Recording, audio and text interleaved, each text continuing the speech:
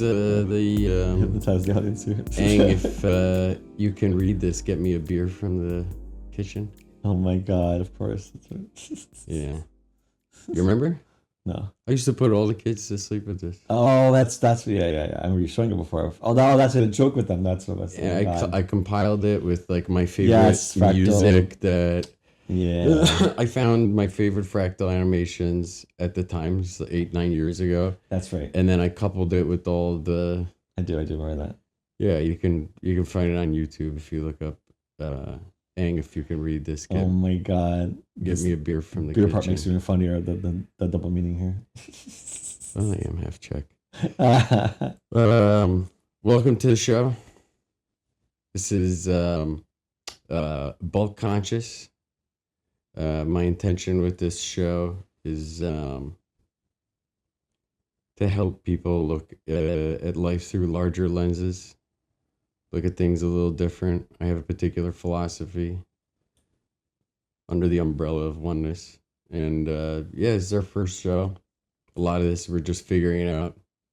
This basically, you and I have been friends. This week makes it 21 years. And way too long. Yeah. It makes me feel old now. You and I have been trying to do this for a very long time. People have been telling us that we need to do this and get into the habit of this for a very long time. And we're finally taking action now. And, looking at the climate, the weather, what's going on in the world, I think one of the reasons that really compelled me to put together the show and the particularity of the subject, the umbrella that I want to stay with is how everything is kind of one already. How if you look at bigger pictures, it's more than just the simplicity of throw the ego away. That's the easy, just throw your ego away, and then it's that easy. The things will make sense, and you'll know what to do and when to do it. But it's a little bit more complicated than that, and it's not even about throwing away the ego. It's about maybe transforming it. Yes. So I thought of BulkConscious as this solution and the answer to the problems of quantum mechanics. It's what I looked up what would be the opposite. Quanta to be small, bulk, large amount, and mechanics, opposite would be conscious or consciousness. So big consciousness, total consciousness, one consciousness, I would say has been the hallmark of my work, a big part of our work in the last 20 years. And I know we could take this in infinite amount of directions, but this is one thing one track I'd like to stay Absolutely. focused on. And it makes sense. I think it's... especially during this time of divisiveness that's going on in all different directions, we're going to bring it back to a larger perspective to kind of frame and then be able to zoom in and zoom out on different issues and concepts. That was my thought. I could take our work, I could take my passions, my ideas, I could do so many different things. What do I need to do, and what does the world need to hear right now? There are not many voices of unity and centrism, there is nothing but oceans of divisiveness out there. And some of the greatest minds and voices that we've enjoyed hearing, even in our relative timeline in the last 50, 60, 70 years, were some of our favorites, for all the pros and cons to Carl Sagan. He was a humanist. You never heard something out of his mouth that was divisive or black or white or left or right. It was like, oh, look how you can hold all of this in a single hand. Oh, that part. I was going to start to critique him at other levels. I said pros and cons. Look, there's the behind doors Carl Sagan, but then there's the Carl Sagan that most people know and love. And he was that guy on TV that was like, hey, everybody, look at the beautiful ways we are one. That's true. And how I can portray this through the lens of science, and look at what science has done. It's granted us that ability to look back at the earth and take a picture. And here's a container for, there's that famous, line, here is Earth, everyone that ever lived, every pain, every happiness, every joy, every kiss, every blow. It's all just on this one dot. And there's something unbelievably valuable in that perspective. 100%, especially, yeah, I would, we definitely apply, we really need to apply that principle in many different areas of our life. And I think it starts, as Phil mentioned, you have to bring it back to your individual center first.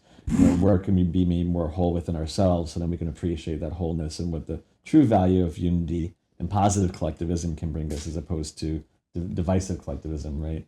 And that goes into many different segues in that sense. And for me, part of that journey, is about bringing more of a balance to what your own inner male and inner female, to create that wholeness within yourself and start with very basics, so you can kind of zoom out. Because for me, the idea of bulk conscious or bulk consciousness is definitely fractal. It's holographic. Yeah. It's size scalable. Yes. But I think you have to start, for me, my personal journey with it, starting with my own discovery of working with my chakras when I was younger, working with my kundalini, working with the idea of your inner male, inner female.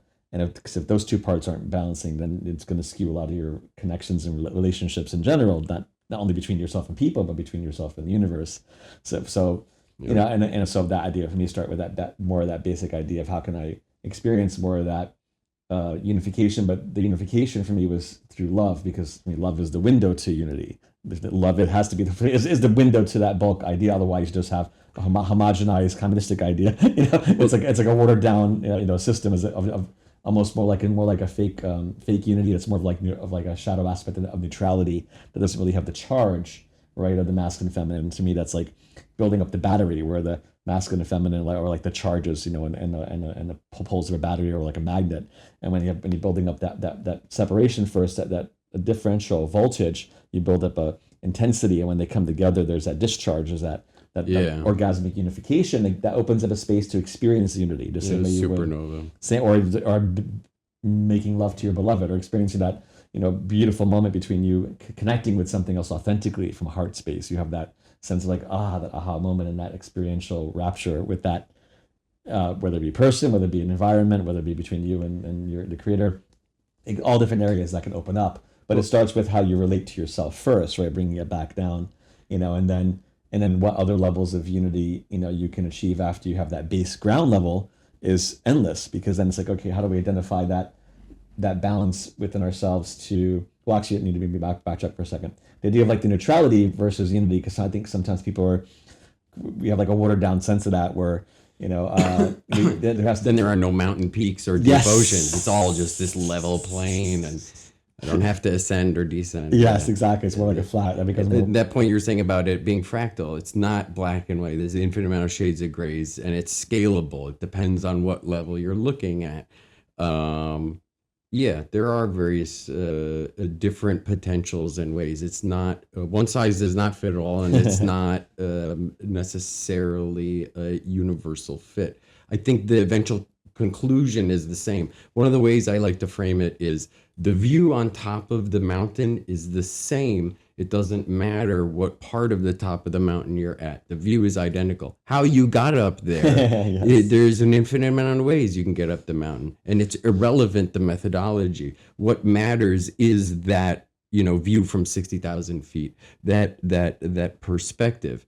And you might ascend a different mountain, but from this mountain at 60,000 feet, the view is the same. It doesn't matter if you took the easy way or the hard way. Yeah, no, for sure. And there's something to that value of that view, that finality of view, and that vantage of sitting at 60,000 rather than at ground level. Yeah, and that for me also brings an interesting segue, because when I reached those higher exalted blissful states when I was much younger, raising my kundalini and working through that process with different spiritual systems and activations, for me the hardest part was coming back down the mountain. And I realized it's like people spend so many years, lifetimes trying to get up the mountain. Some of us have the opposite issue problem for a while, where we reach it really younger, and then we spend a lot of years trying to find a way to navigate, to get centered and grounded, so we can bring that recognition of wholeness and bliss that we experience, especially in the crown chakra, heart, bringing it back down to lower chakras, to then be able to experience that, kind of like the shaman coming back down the mountain to share the revolution with the village, or being able to build practical steps or vibrational understanding of what that view is about, so that can also inspire people who are still on their journey, and we're going to go back, and the journey doesn't stop. It's just that there are different different peaks and different mountains you can also reach. I think in that sense, you realize, hey, there's a whole other level here, and that fractal wholeness. It's kind of like what subset of the spiral do you want to be at? What subset of the fractal do you want to rest in or strive towards reaching? And then the idea again of the bulk. What level of bulk are you identifying with once you balance out your own system? Then are you wanting to experience more of the loving unity of yourself and a partner, the loving unity of yourself and your family dynamic? How are you zooming out that lens in different stages? How do you identify that unity within yourself and your culture, with your country, and seeing all the different variety of walls that are created that try to also divide people to not be able to achieve that new peak, where there's constant kind of like tests, temptations, traps, mirrors of shadow that are there both internally and externally in our environment that are really necessary for one to overcome and transmute if you want to get that larger viewpoint. That becomes like the test for the journey through your own personal underworld.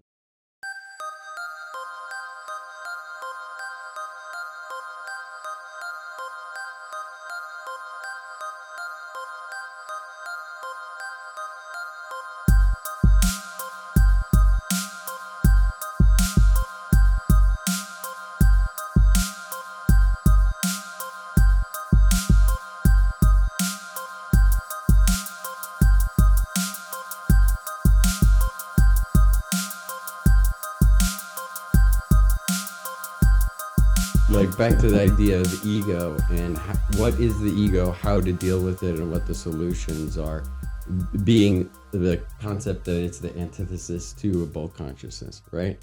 Some may traditionally throw such an idea on something like that. How about the identity of your nation state or your country? Having a healthy view of that. If you were in, pre-incarceration El Salvador, when you have the highest murder rate in the world, how you feel about your identity as an El Salvadorian would go a particular way. And that's one of the reasons I want to push this. However kitschy, push this narrative with the show, however kitschy the idea of patriotism or Americanism, all men are created equal, while, I still have slaves. Even if you're redeeming having, you've set them all free as your death wish, you're still, getting your hands dirty, so to speak. So how real is the idea of American patriotism and the idea of an American? How much room do I have to really be proud of? What is there to be ashamed of?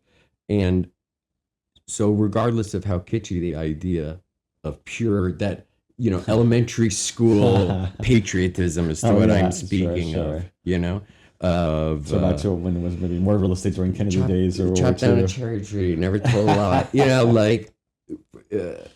As kitschy and for pros and cons, like it gave me a certain idea and quality of that idea of the identity of being an American, right?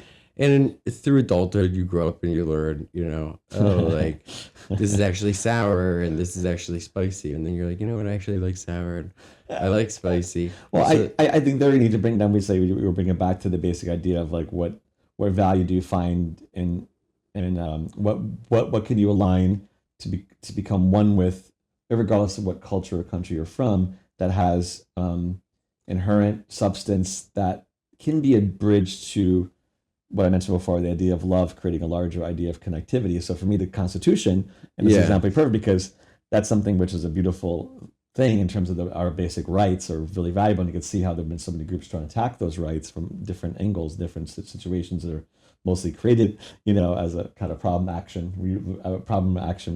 reaction solution methodology, which is designed again to divide people. It's all about this fight against unity, or they want to create a false unity where they want people to only assign themselves to a distorted version of the flag or banner or party line, and then try to make the other side only seem to be the enemy instead of finding that centrism point where there's valuableness to be extracted from both sides. To come to a third understanding that is truly the idea of the synthesis, of the positive idea of the transmutation. One of the points I'm trying to make is bulk consciousness is not anti-individual. Oh yes, yeah.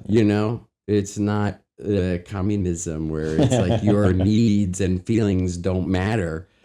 No, of course it's important, but it's also important to put your needs and feelings in relation to the whole or to the small.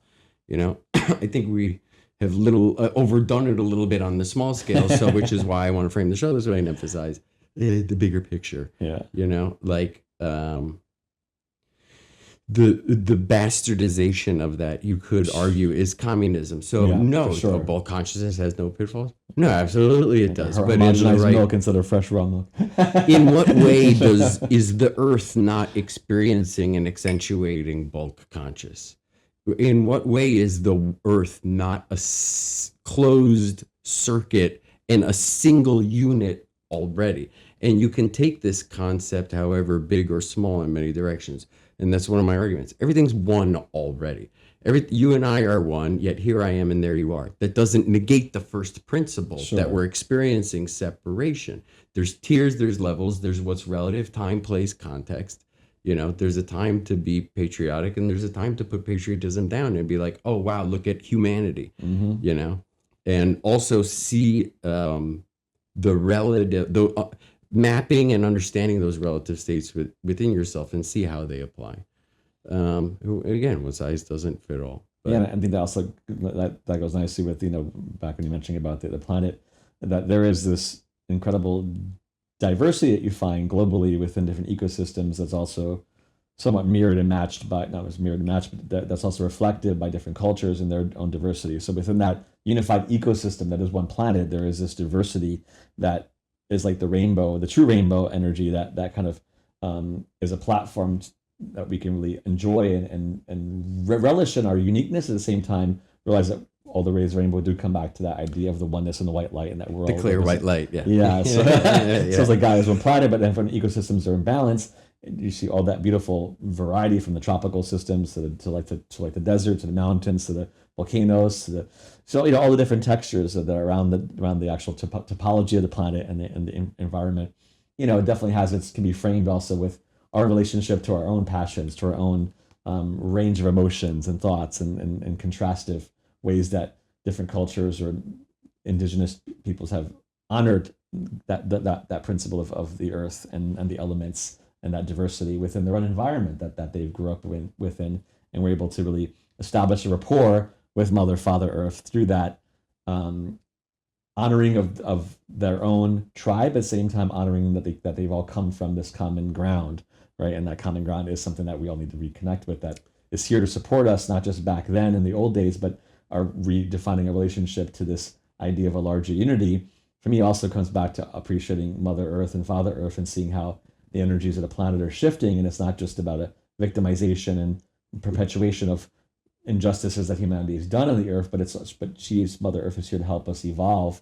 And that starts with us taking our own steps towards identifying our own uniqueness and our own unity, right? And then that opens a platform we can start to transcend those different contrastive barriers, and see them as again, more like the different hues of our diversity, as opposed to walls that need to be seen as better. Like red doesn't mean it's better than blue. Blue is not better than yellow. Right? Each color knows its place within that arc of unity. There's a story to tell when you apply the lens of quantum mechanics over your reality and your surroundings, but you're limited. There's a limitation in that quantifying and dividing. Oh yeah. It's not that even division has no time and place or purpose. Sure. I think we've exhausted ourselves with division, and it wouldn't hurt us to apply the opposite direction. Yeah. How confident do I feel in this idea? When I thought of what is the opposite of quantum mechanics on a whim,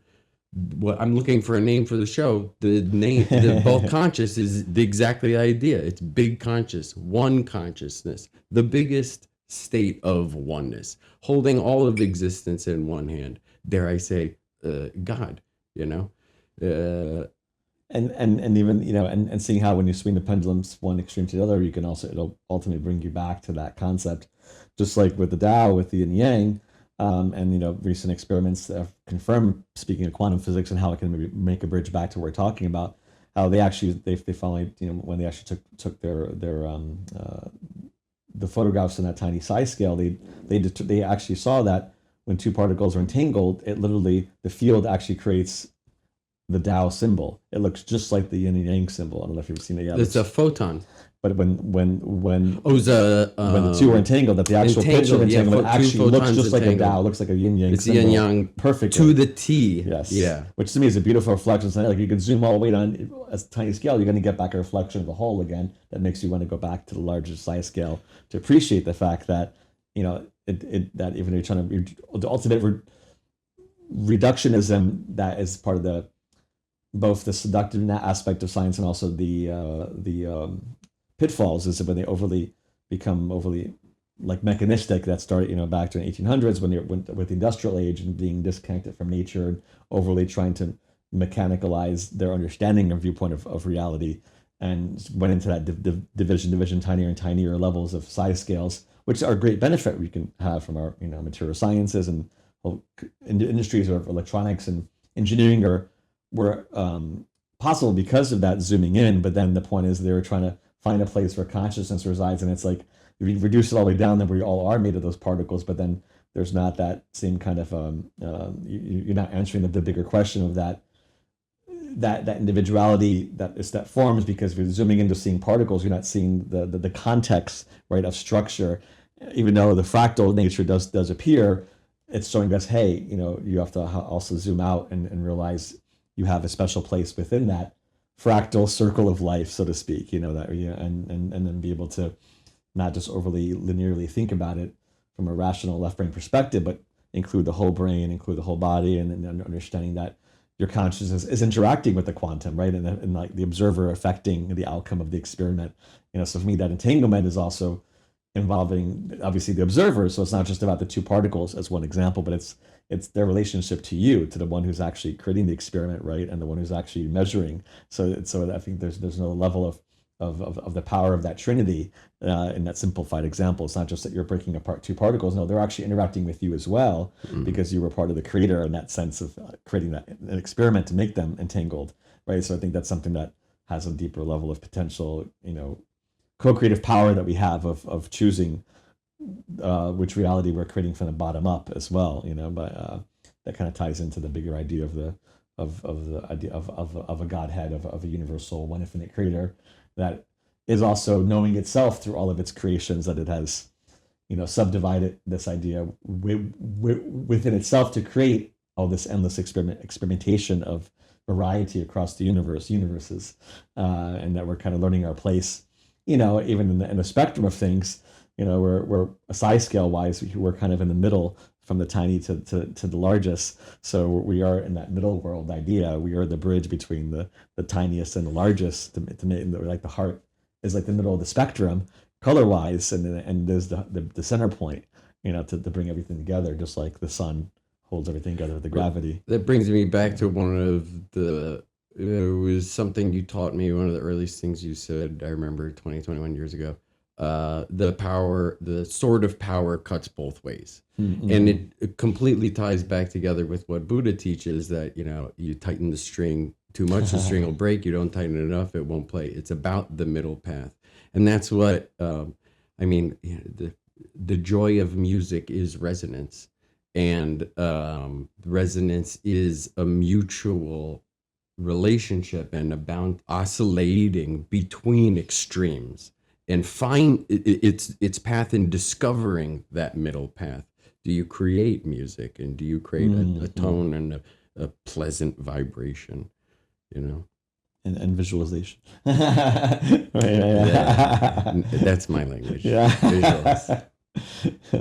So that being said, let's actually, that was a nice, first foot forward. Let's do a little bit of introductions. Who you are, the work you do, what you love, what's your favorite color? So many hues of oneness, right? I'm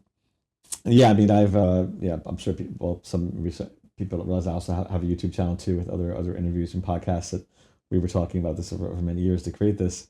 So we'll put the link in the description. Yeah, and I started meditating when I was in my teenage years at 16, and going to different spiritual classes, seeing the Dhyan Yogi and Ashrama, who were two gurus back then that really helped me open up my Kundalini, doing different chakra meditations, reading all the books I can get. I was really just trying to experience and understand more of what this concept of energy was about in consciousness. So from my own angle, like an invisible energy, like the ethers or like chi, the chi energy, yeah, Kundalini. I just want to start with basics. Okay, everything is sound and light and vibration. So let me start that process for myself. Well, that the chakras were the simplest word for me to understand, because chakras were 7 major energy centers in the body, right, that relate to the endocrine glands, and it's rainbow, how our body encompasses that spectrum of rainbow, light and sound. And so I'm like, okay, well, let's work with that. And there's many traditions. The conscious potentials. Yeah, exactly. The ladder of conscious potentials. Yeah. And being able then exactly. And so I just started with basic visualizations and meditations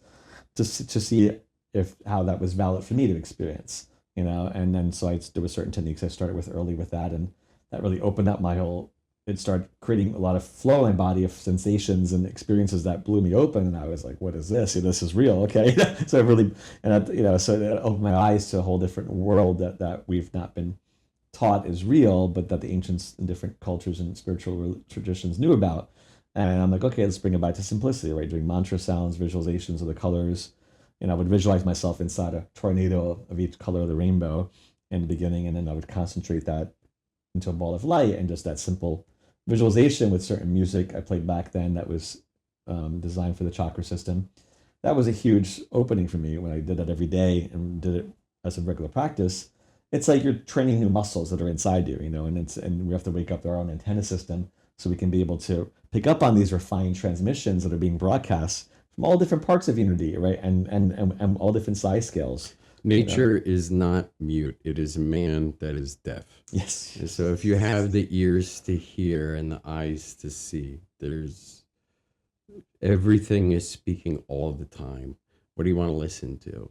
Yeah. It's like the same thing. You go into a party or room, there's 300 people speaking, and I'm still hearing everyone, but I can attune and focus just to your voice and what you're saying.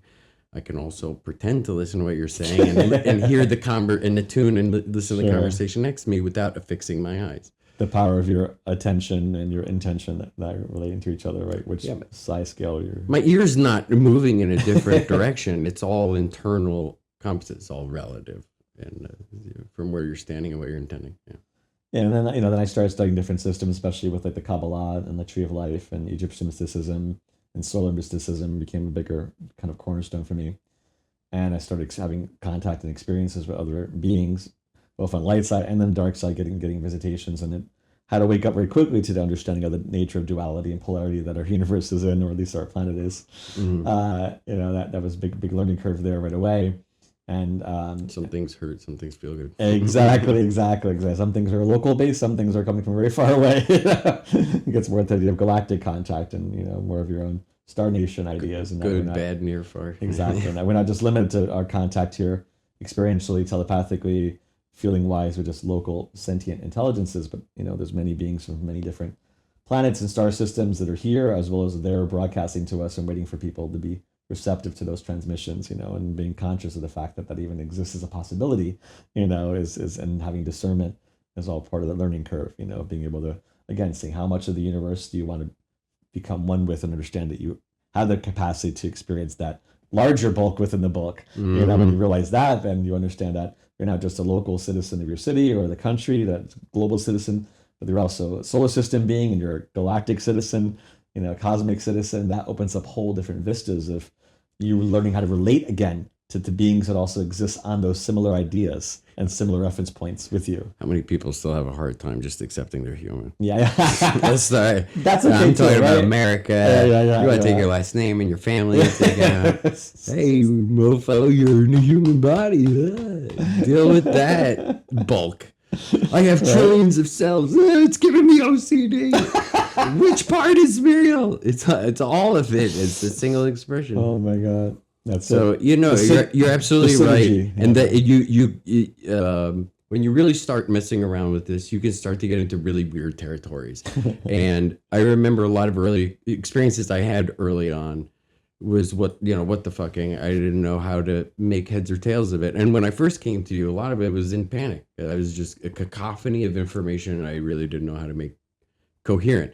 You had a lot that really eventually, from in I could spend weeks or months with you, and it's like, in conclusion, everything is one. It's because separation is an illusion. So you had a lot that gave me that kind of vantage point, not just in seeing or hearing, but feeling. You could feel it in your body and your nervous system. It would attenuate to some higher order than just my personal anxiety and insecurity about, not knowing what to do or how to interpret.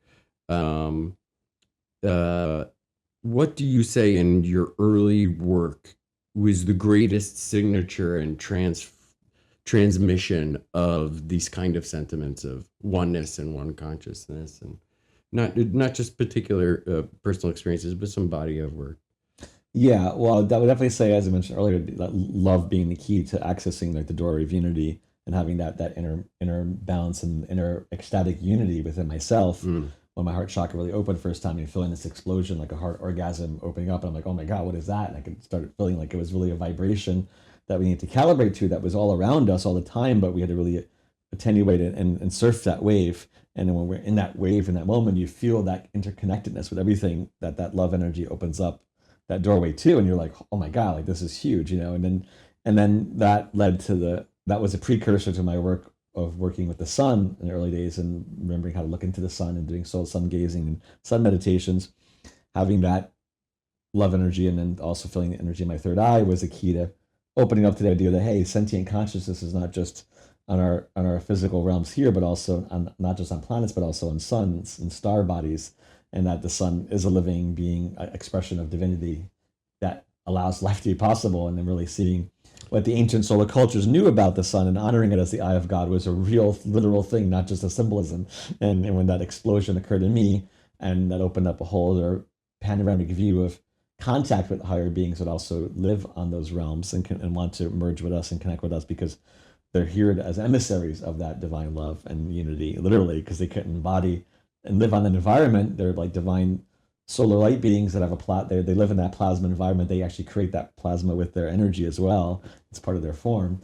So that's a whole different level of like zooming out and be like, oh my God, wait a minute, we've been so in this cave, like Plato's cave, in that sense of separation, division. We've, especially in modern day, with all so much propaganda going on about judgment towards the sun and trying to block out the sun with geoengineering and all different talks that are happening. To me, that's like the ultimate blasphemy, because it's like trying to block the light of unity and God from shining to us, and it gives us life, and not just life now, but it wants us to help us evolve.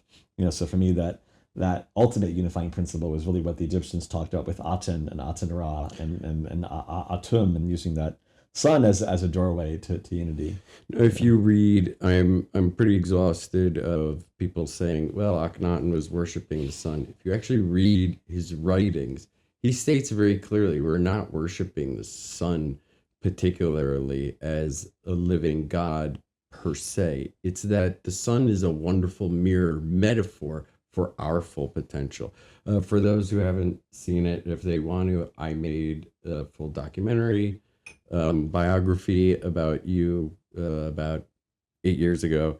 Anybody that wants to see it, it's on a non-accessible YouTube page anymore, personally, but it's Solar Mystic. It's linked on my YouTube channel. Yes, Stephen Popiotek, Time Star Productions. You could learn more about what was the point I was bringing? Delving into the solar mysticism idea and using and deeper philosophy about the sun as a perfect symbol of this unity principle. If you want to understand all the ABCs about that, I made a whole movie to cover that. Where was the point I was going to go with that? Well, it's one of the unifying principles of my experience that led me to some of these common ground that we're talking about today. I'm tired of people saying that Akhenaten was worshiping the sun. If you look, he says it's not about worshiping the sun as greater than thou or something separate. It's viewing, and that's my idea with BulkConscious, it's understanding that we are all one under the sun. There is nothing new under the sun, and under the sun everything is one. if you were the sun, you wouldn't see it as separation. You would experience it as unity.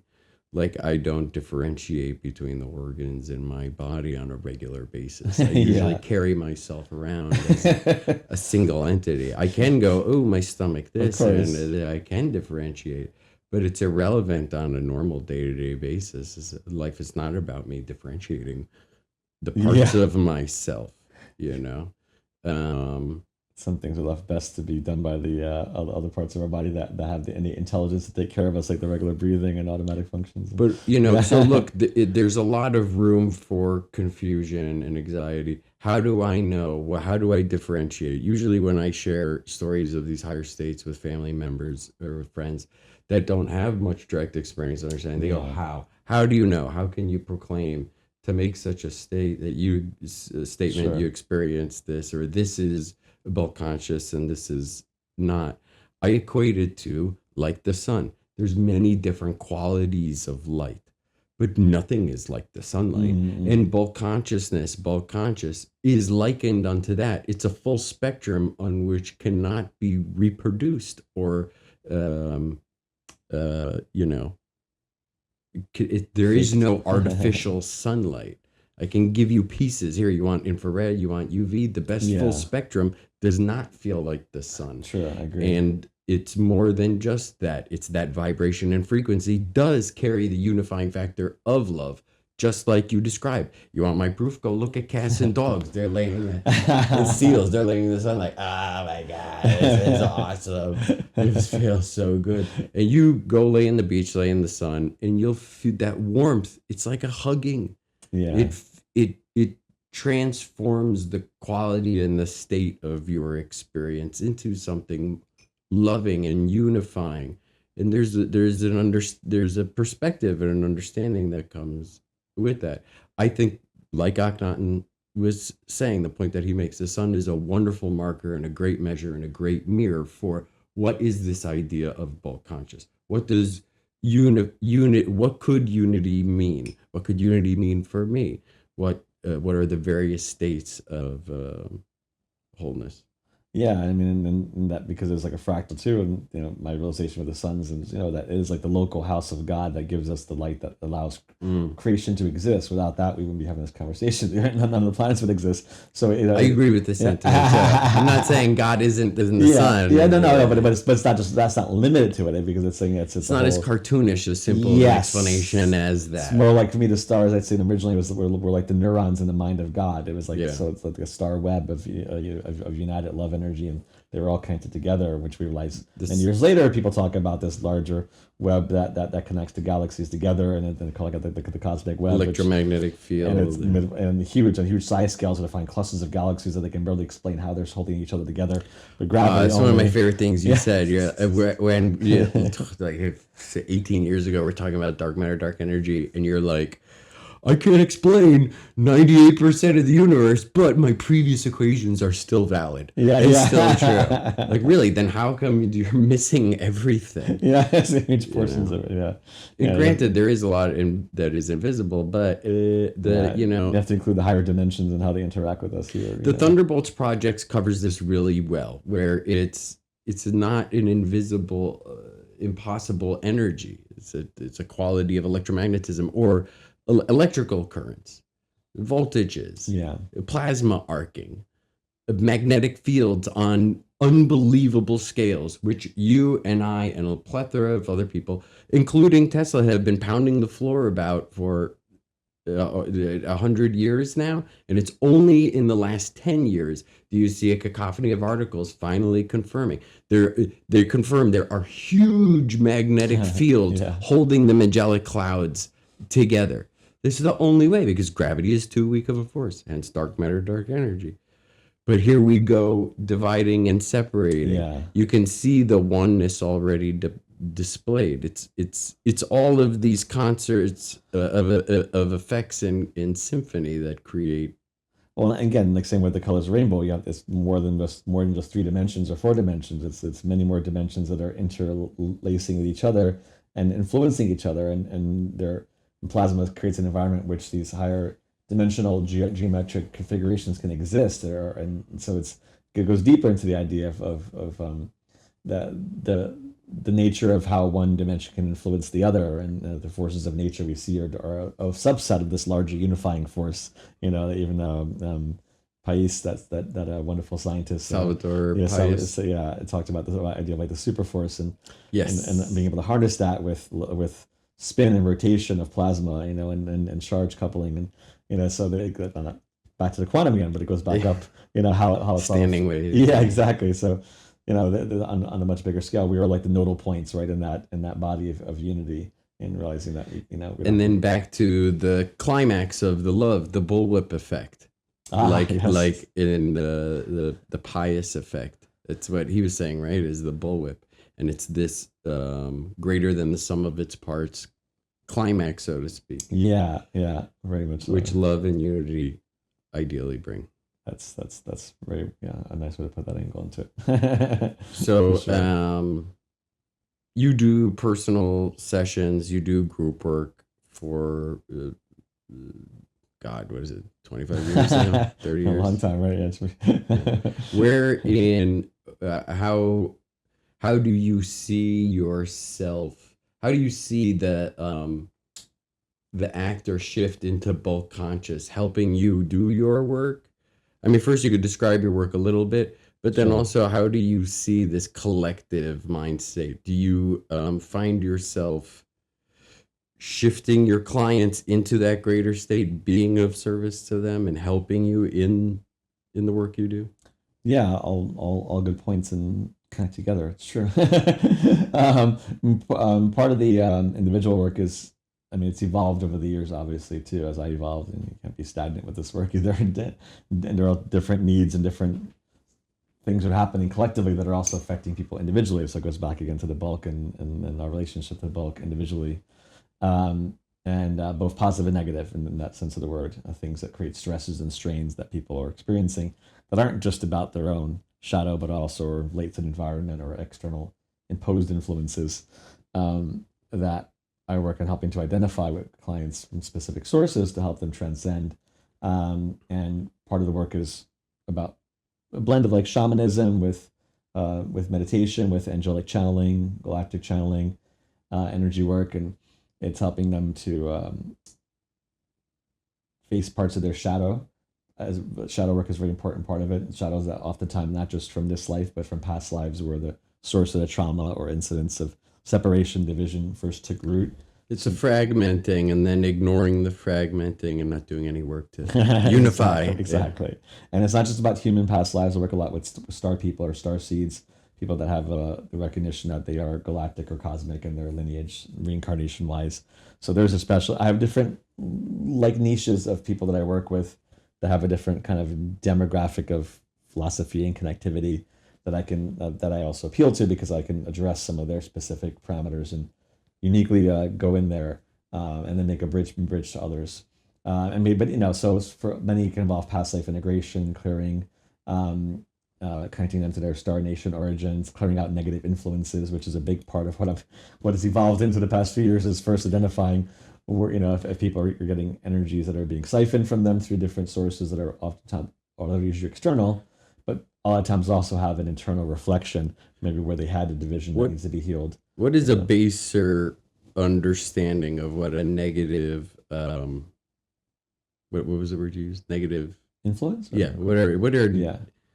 What's the most basic explanation, neutral basic explanation of a negative? I mean, that can be a wide variety, especially living in a big city. There's so much background noise, electromagnetically. Well, just the soul on Earth. Let's start there. Oh, soul on Earth.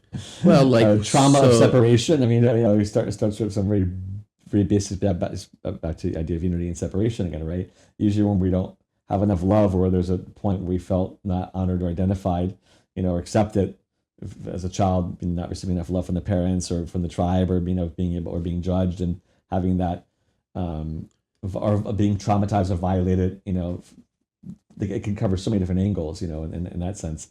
I mean, for me, it's progressed more into looking at energy cords and energy structures in people's auric fields that are not natural and should not be there, but are being instigated by certain human and non-human groups to deliberately put them there as a manner to siphon energy from people, to lower their vibration, so that we are in this more homogenized state of division instead of true heart space unity. So that so much of what I've seen over the years is just that there's been a concerted attempt on all different size scales to create a de-evolutionary energy to keep people out of that spiral of love and unity and into more of a space of division and separation and fear and negativity. And this is all different size scales and all different environments. So, you were born human on Earth, and from most of your upbringing, that's what you're aware of. In your spiritual work and shifting into altered states of consciousness, ideally, or bulk states of consciousness, you were able to attenuate, no, life is bigger than just what we're experiencing on the surface of the Earth. There is more. It's much more complicated than, on small scales, large scales, in between scales, and that there appears to be a division, if I could simplify, in these forces, where there are forces of unity, trying to bring humanity together, trying to bring families back together, trying to hold nation states together. And then there are some sowing the seeds of division and trying to break things up and say, rebel against the idea of God and unity. Yes. And they're trying to start a civil war in the universe. So this is in these altered in this bulk conscious, you're able to perceive and delineate this. Absolutely, and see where some of those dams of division are being constructed, how they're constructed, if it's technological, if it's esoteric. This is your specialty. Yeah, if it's magical, if it's coming from non-human alien sources or technology of government sources, you're like industrial complex sources. You're like galactic OSHA. Yeah. That's good. That's funny. And our power of creation, because all these different groups want to use our attention to feed their intention, which is usually not what we want for our highest, optimal timeline calibration, which is going more towards that positive ascension energy of love being the foundation of our society and our quantum fields, having that love vibration, because Mother Earth is going to be increasingly releasing that. And as we're doing it, starting especially later in 2025, moving forward, there's a lot of this energy which is coming up from the Earth's core that's wanting us to remember that we are a part of this larger tribe of connectivity, and energy from the sun that is also doing the same thing, that wants to be a catalyst for our reunification with a larger expression of ourselves.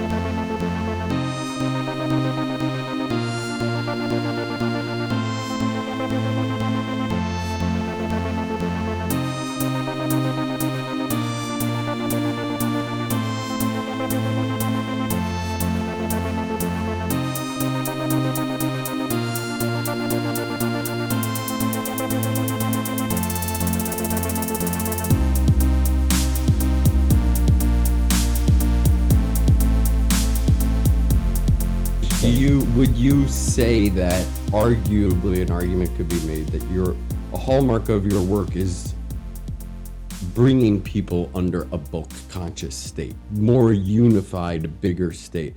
Naturally, I've read this before and I agree with this sentiment. We are fractured beings. Why? That's a long story. It's very complicated, but matter of fact, in conclusion, we're fractured beings. And in conclusion, your view of a healed or unified client is in a more holistic rather than separate or fragmented state. The more whole and unified they are with themselves, with their identity, with their family, with God, with Earth, with nature, their soul, with their soul, with their sexual body, with their intelligence, with their emotions. You know what I mean? The more whole it is, the more you're like, my work is done. Yeah, no, definitely, and then especially in those empowered states, that's a nice segue to when I do the group work, because a lot of times when I've done individual work with people and they then join into the group work I do, it's in a more empowered synergy that is then possible because those individuals are also tapping into more of their inner resources, and when we're creating a group space, we can honor that those diverse aspects of our unique talents come together to create this beautiful like rainbow Merkaba kind of crystal structure if you're looking at from a higher level. And so traditionally I would do stuff during new moon, full moon, group meditations, which are not just, they're activations, it's grid work. It's also evolved over the years too, aside from like workshops I've taught over the years in different topics. But the work past couple of years, which goes into long, deeper story about things that have changed on a larger level that we'll go more detail in a future show about some of the more specific groups that are here and different treaties that have gone on between our human governments and various negative galactic groups, where they've given them more permission to manipulate our timelines and our history and commodify consciousness, which is another way to divide us towards going towards an agenda. The commodity of consciousness, yes, is rarely regarded. Yes, so this is the biggest commodity there is for the galactic realms. One of my mantras is the only real currency on Earth and in life are hearts and minds. Yeah, and 100%. I see that with the clients every day, and then we do that's part of what energy is being harvested by is this are these groups that understand the value of that, and unfortunately they're not using it for good purposes. But then about the group work, we're also focusing on trying to see where are these different division structures that are forming around the Earth. Usually we'll end up seeing past 2.5 years, every new moon and full moon, we're seeing different geometric structures that have been put around the planet by different groups on the darker side that have both extraterrestrial in origin as well as human. And they're designed to try to create other artificial barriers and walls to terraform and manipulate our emotional body, our mental body, our elemental bodies. But I thought a Dyson sphere is good, Steve. But I thought AT super megastructures were evidence of a type 3 civilization. Oh my God. So what do you mean? Oh my God. Yeah, he's making reference to somebody that was out there. No, I just mean it could be easily misconstrued. What do you mean ET construction is sowing seeds of division? Yeah, because there's positive and they're negative beings that are there multidimensionally and physically. The commodity is not sunshine. It's exactly. Consciousness. It's our chi energy, our life force energy, our soul pieces, and our attention. And they want to manipulate and invert and distort it to match more of their environment, so Earth becomes more hospitable for them to be here. It's not just about terraforming physically. People talked about it's about engineering people's reaction. It's in engineering the background medium in which emotions and thoughts are formed. So if you can control that background coding, so to speak, then there's a more limited range of what people will feel and think and physically go through or not go through. It's like limiting their emotions, corralling them in a certain way. That's, again, more about who controls the narrative, and not just a narrative on a media level or psychological level, but an energetic scale. If they're creating conditions and parameters that are like a negative web that's trying to lock you in so you're not able to move properly, quantumly, multidimensionally into a greater degree of freedom, both spatially and temporally, then you're more easily controllable. If you're not centered and are grounded in the Earth and you're just floating up here all the time, then you may be overly sensitive and overly impacted by energies in your field, like being overly empathic with the environment.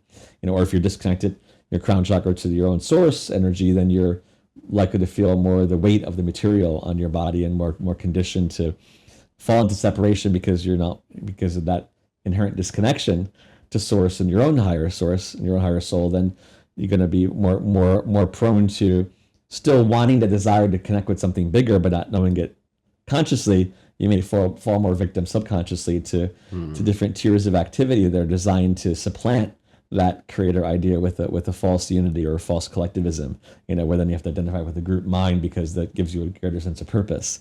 So there's all sorts of little tricks and traps that are put along the way to test people on their own resolve of their individualness in relationship to the collective and vice versa. So with the group work, we identify different structures that are going on.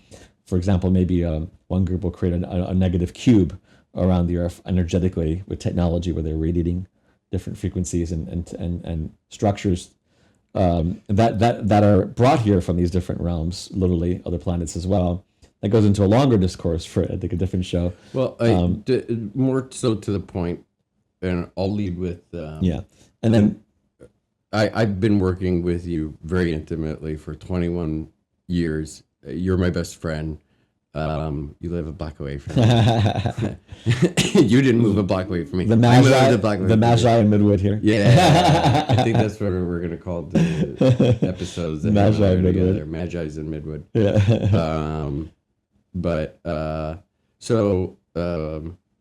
I met you very early on. I met you, good Lord, when I was 19. Very fortunate. It was within the first year. It was less. It was like the first 6 months of me taking my spiritual life into my hands, putting both hands on the steering wheel. What is this gauge? Where's the map? Where are we going? How does this work? Luckily, I met you in the very beginning, and you're 13 years older than me, and I think you said you woke up around the same time. It was like 18, 19 when you started your 16 technically started meditating. 16. Yeah, but 18 was bigger. Yeah, bigger. Yeah, 15, 16, I started dabbling. It was toys for me, though. I still was more interested in girls and of course. My hair being perfect. Then being like, oh my God, there's like a responsibility in my life. Oh, yeah. And, I'm here for a purpose, and oh my God, there is a God. But no, fortunately, I met you when I was 19. I'm 40 now, so it was 21 years ago. You were working a 9 to 5 when I first met you, but I think that only lasted like a year, right? Well, yeah, what year was that even, Jesus? But my point is, since then, you've had thousands of clients. Yeah. And most of your work and your primary income has come from the spiritual work, doing group works and doing personal sessions on individual. Yeah. And then, there's nothing evolved over time in terms of that. Yeah, for sure. Yeah. And then when Skype and international calling and video chatting became increasingly easy, you were able to take your business internationally. Yeah. There was a time you were primarily focusing on sessions only in person. Sure, exactly. And the local, expanding your subsets of bigger unity and reaching more people, reaching other countries is a reflection also of striving towards a larger bulk identity. And that's a whole nother, that could be a whole episode in and of itself, how bulk identity shifts from the constraints of different bulk identities. The bulk identity of being English. The bulk identity of being Spanish, and how the quality of what you note and the quality of your experience, how that changes under different bulk consciousnesses. Right, and doing work at some of these locations physically as well as remotely, and and how then that also goes back to Philhood too, when some of the earlier work and Philip over here I'm talking to. the other Magi. You're talking about Schneider. Seymour Hoffman. In terms of some of the earlier shamanism work we were doing together, and I think that's a nice segue also for him to describe a little more. Yeah, that's what I'm trying to do. Your background, lay out basically my beginning. So I met you. I've known you a long time. I think one of the best ways people can relate and understand my work is understanding your work. You and I agree on a lot. We usually see eye to eye on a lot, and that's one of my favorite things about our friendship. Is over the years, I can be looking at the data in front of me and pulling my hair out like it doesn't make sense, and I get on the phone with you, and you're like, yeah, I'm at the same place with the same data and the same, or maybe you have a little bit more updated version, or I have a little bit more updated version. Our work is not identical, but it's very resonant, symmetrical. It's very synergistic. Yeah. Definitely spiritual brother in the sense of if we were brothers. Absolutely. It's even more transcendental than Mages blood. Sacred circles. But no, before I met you, I was raised Jewish, and when I went to temple as a kid, even before bar mitzvah 13, my parents did not raise me Jewish. They really raised me Zen Buddhist. I was raised on Alan Watts. I didn't understand it at the time. It wasn't until I got older and I would listen to them lots, and I was like, oh my God, this is everything my parents said. So really, if anything, I was raised in Buddhist. I was raised Jewish with the identity of being a Jew, and what that means because of my grandparents' influence. They're Holocaust survivors. Mm-hmm. But when I went to temple, I went to shul, and on the Sabbath, I would be praying to God with the congregation. I genuinely experienced communion with God. I felt not just a closeness, a resonance with this quality of bulk consciousness, but communion. It was a give and take. It was a back and forth. There was a sine wave. There was a relationship that was going and developing. As I got older, the container got bigger. The same liquid didn't quite fill the container the same amount, and then I got distracted with hormones, etc. But it was around 15, 16. I started having, and it really peaked at 18, 19. I started having experiences that all of the information from previous really did not explain or could not contain. My cup had overrun it. And while that's a blessing, questions, yeah. Well, it's a blessing. I'd rather not waste and keep it all in one container and be able to do something with it and make sense of it. And I was researching world philosophies, traditions for years. When I and then realized you were half Native American. Yeah, what else am I? Basics. Oh, I'm also Native Alaskan. Well, what do natives do? They practice shamanism. I tried Wiccanism. I looked at Hinduism, Buddhism, Islam. I was all over the place. But what finally fit was, shamanism. That's how I met you. I was working with the brilliant Peruvian shaman, valedictorian of his class from Yale University as an architect, not some guy out of the jungle. And apprenticing under him, met you. It felt like somewhat of an apprenticeship in the first couple of years, first few years, I would say. You're really holding my hand on a lot of things, and then it really developed into more mutual synergy. I myself have had clients, but I don't really do but how would you call it? The clinical work. Yeah. I don't do it as clinically as you do. Different evolution. My type of clients are kind of thrown to me randomly, and also the astrology you do very well with the asteroids too. That was always something as a additional side note. It's totally relative. Yeah. Mm-hmm. It wasn't until, I met you 2003. Yeah. Astrology didn't even come into the picture until, it didn't click in until 2010. You were the first person to read my chart. You're the first person to really introduce me to astrology. All of that went over my head most of my life. It was the framework you provided. Even then, I tried, I learned. It wasn't until 2010 when I took it extra, right? Because they just have the 9 planets, sun, moon, and it never clicked, never made sense to me. It wasn't until I incorporated all the asteroids and extrasolar planets, BulkConscious, right? Speaking of. So as we grow and develop and learn, which is happening moment by moment, we are learning more about our bodies and our systems. We need to take these systems into account and incorporate them to give us that greater perspective. To shift gears astrologically, an immediate awesome example for that is Taurus moon. Most people that are like, Taurus moon, it doesn't make sense to me. And I go, it's because most likely you'll have a moon conjunct Sedna. Sedna moves really slow. Sedna is very powerful. Sedna is arguably most powerful extrasolar planet beyond Pluto. Having your moon with Sedna is a completely different quality than just having moon in Taurus. And when I can afford that to people, they go, of course, that's why. And that finally explains. Now I can understand my emotional body in a way that nobody ever could explain to me before.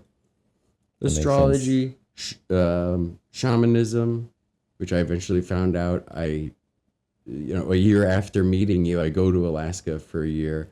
Live with my biological grandfather, who tells me, oh, you come from an ancient shamanic lineage. It gets passed down from grandfather, grandson. Your great great great great great grandfather was the last shaman, and his grandson was the last disciple. My great great grandfather. So I was like, oh, I'm in the family business. I didn't even realize that. Talk about fractal wholeness, and in our lineage, discovering the hidden bulk within our lineage. The fruits of true bulk consciousness, because it can align you to truths like that. It was in my blood. A year ago, I find out my lineage goes back to Mayflower and Revolutionary War. I have an ancestor helped found West Point, and the two ancestors that fought in the Revolutionary War. Like when I told you, when I discovered that last year, I was like, do you have any idea what that feels like? Because I've, in the last 13 years, fallen in love. I've become an amazing American patriot. I love the idea of the Revolutionary War. I love the idea of America. I love the idea of saying no to the bastardization of bulk consciousness, which is a feudal system and a kingdom. And the whole idea of America is the antithesis to that, saying F you to King James initially, and then King Edward later, right? And in the beginnings of America, they wanted to make George Washington king. But there was a huge part of the population that was like, we need to make George Washington king. We're going to have our own King George. But it's not about one individual king. It's that we're all kings and queens, And under bulk consciousness, it's not that we're all serfs like in communism. No, it's in America. This is where libertarianism is supposed to lead you. Mutual respect, mutual love, mutual. A real balance of Leo meets Aquarius. In that context, Leo, the individual sun, individual center, the individual king would wear like a circle of knightly kings. Yes, no, exactly. Yeah. The one in the whole, and the whole constellation is made of many stars. You can't be a star unless you honor your own Leo. So you're not just. It's not made of planets. A constellation. Constellation's made of stars. Each star has their own set of planets, which is in a way to mirror the kingdom you're talking about. But it's this togetherness where you create that beautiful picture that's even greater than the individual flame of a unique one star, right? So it's almost like evolving the idea of Leo Aquarius, so that you have to have your individual sun in your heart chakra, ignite it, right, to honor your own individual inner king, inner queen, so that you can come together and build a greater picture, with this collectivism that takes a whole different scope when you're looking at Aquarius on this larger scale. It's but if you don't have that individual center, then the collectivism can become a trap or web, because it pulls you into maybe other people's agenda that may not really match your own desire, and it can be more distorted, because if you haven't discovered your own centeredness and discernment, then you can oftentimes lose yourself in that larger mob mentality, which is so taken advantage of in our modern day, and false identities instead of real identity, gets time, place, context, and definitely one size does not fit all, even for your life. Yep. Oh, look at this perfect container, therefore it must apply omnidirectionally. Yeah. It depends, and the weather changes, and people changes, and time changes. It's not appropriate for this now. It was appropriate for it back then. What was the example I was going to give? Time, place. I've had instances where my perception of what bulk consciousness was, what society expects of me, what my family expects of me, what I think is expected of me as human, etc., was wrong, and I had to go to war with it, and I had to negate all of those things and find my individuality. Like you were saying, what is it I want? What is it that I feel?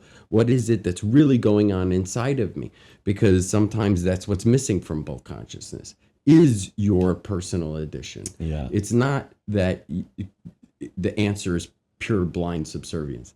And also in my states, I've had it where I needed to put down what I wanted, what I felt, and what I thought, and I was completely wrong. And I needed bulk consciousness to hold my hand and lead and show me. And sometimes it was a complete leap of faith. And it was like, this is going against all my maps and all my systems, but this is and identify as bulk consciousness. And so it's not always one way or the other. Yeah. Sure, that's definitely. And that's something, when there's this kid at the grocery store around the corner, and I've been telling him about the development of this, and I was like, I have a name, and it's like BulkConscious, and I started to preach about it, and he was like, yeah, he's like, that's one way to look at things, but also like you can miss a lot if you don't pay attention to the small things. Yes. And if you undermine the individual, and as the counter to quantum mechanics, he's Absolutely. like, there's also value in individualizing. Goes back to the Leo Aquarius thing. You have to be perfect, bringing out the balance. Buddha, Yeah.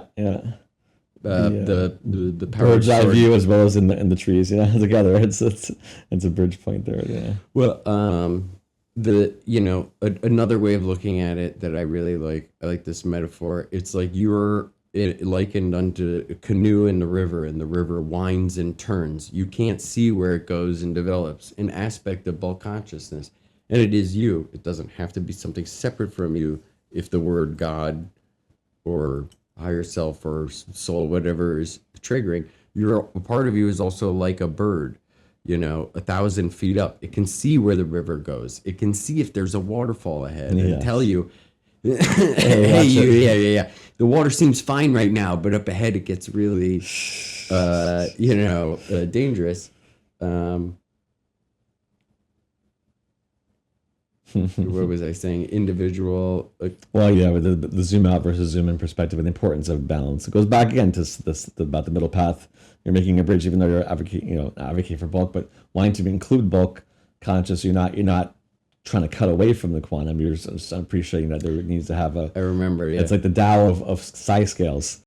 God, And even seeing the wholeness of your own recently. identity on a basic genetic level before you realize that you were half Native Alaskan, and then with the recent realizations being connected to the foundation Revolutionary War days, it's like put together pieces. You need to zoom out and zoom in to see how those things fit together, and even how in retrospect certain desires and tendencies be more explainable by understanding that, and now too. And It may not be for everybody's story, but for me, it course was not, both. yeah. There was voices inside, and there were voices outside, bigger voices that were guiding me to what was eventually provable, correlating destination. I mean, you have any idea what it was for a Jewish kid, Long Island, and be like, I want to be a shaman, And even after my grandfather told me that, it wasn't that he wanted me to support me in that, but how is this existing so strongly in me? This obsession and passion with the Revolutionary War. How and why? Oh my God! It's because it's in my blood. So It's because it was always there.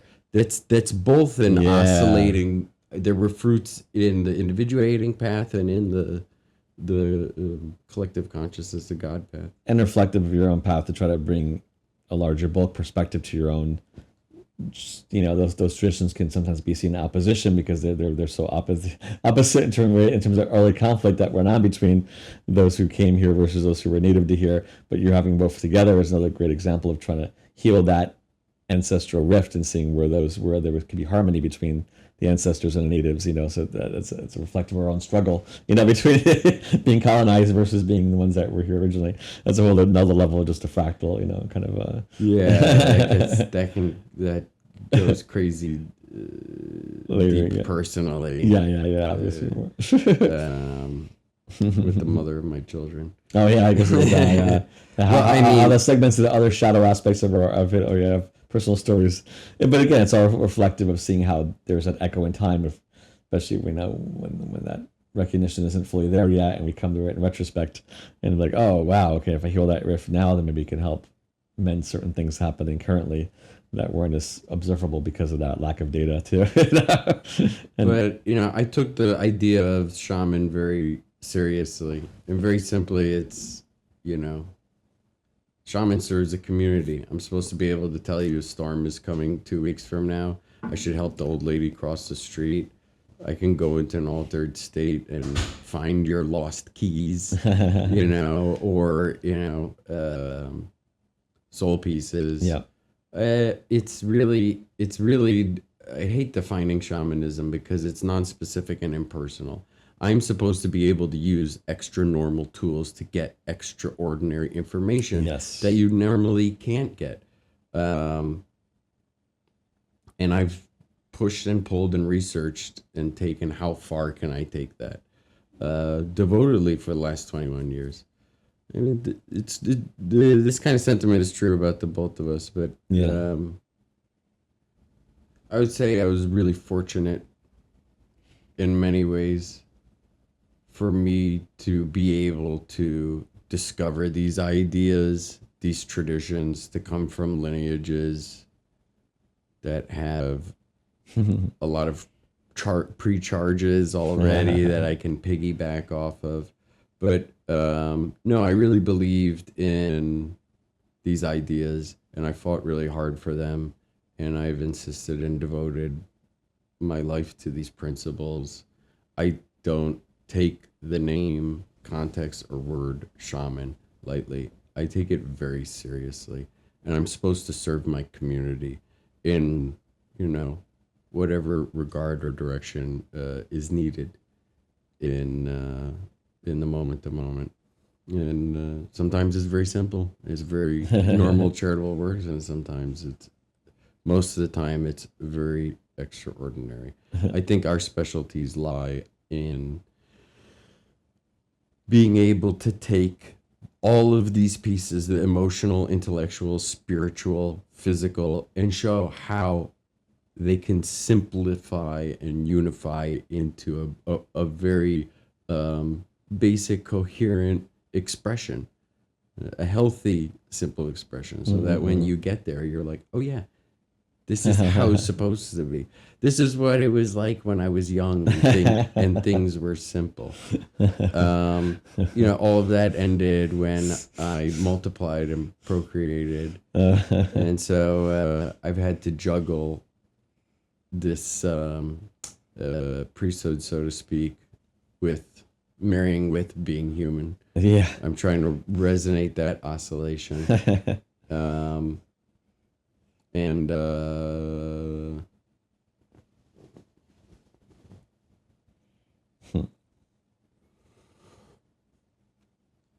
I don't know, most of my work has not really been as public as yours. Oh yeah. You've been doing a lot of interviews, which is awesome. You can go on YouTube and put up your name. You can Google your name. And there's just a whole library at this point.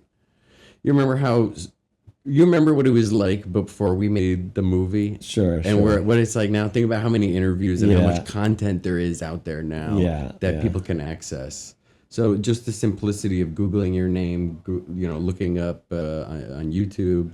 And I also record all the group meditations, and those Yes. are only a few of those around there, but I can make the audio of those available for people who want to listen to them in retrospect too, because there's a lot of good channeling and information from many beautiful sources that come through those activations. Endless. Where do we do that? Your email or? I'm on Facebook under my name. I'm on my email. Yeah, you'll put it on there. Side Jumper, PSI Jumper. Gmail at gmail.com. Yeah. I'm technically on Instagram, but not really. It's there, but I barely use it. I have to get back into using it more.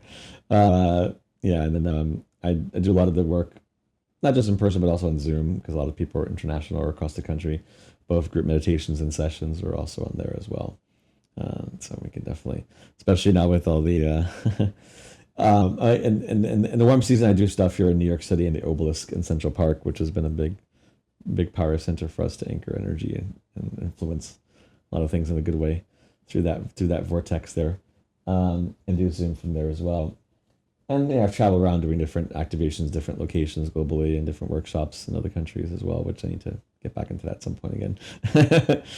But this is especially now with we're filming this on the eve before the election here in 2024, so it's a very I think a relevant message of us trying to reconnect this idea of the bulk conscious and trying to bring unity to all that divisiveness that is really inherent within our current situation, which is a whole other long story of all the things that are going on around this theme. And that's basically what I feel is propelling me to put all of this together. What the bulk consciousness is telling me is there is too much divisiveness.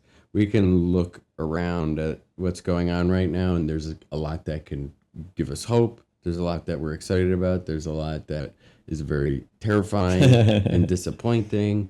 There's pick and choose, and tomorrow is election day. Yes. So there's no guarantee that will all be put to bed tomorrow. Yes, definitely not. And you remember, I'm 40, but I remember most elections, win or lose, we all went back to being Americans relatively shortly after. There's a quality of divisiveness in this country that I think the whole world is afraid of it bleeding over. And it's really up to us as Americans to come together and express ourselves as a unified, coherent entity in that kind of fashion in order to help lead and guide the world. This quality of civil war and divisiveness is grossly unnecessary and blown way out of proportion.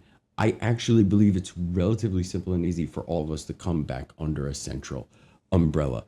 It was like that when I was a kid. That was the point I was trying to make about the kitschy American patriotism. There's a lot of truth in that. A lot of our ancestors are veterans and have fought and died for wars. It can't be for nothing. Ask anybody, any immigrant, go around the world, they'll talk about the value and the importance of America and what America has done in the world view. I'm not patting ourselves on the back and that we're special. No, it's the opposite. We have a huge responsibility and we are dropping the ball in a horrendous way. So I hope that this show and putting our conversations together, which usually end up concluding in that direction.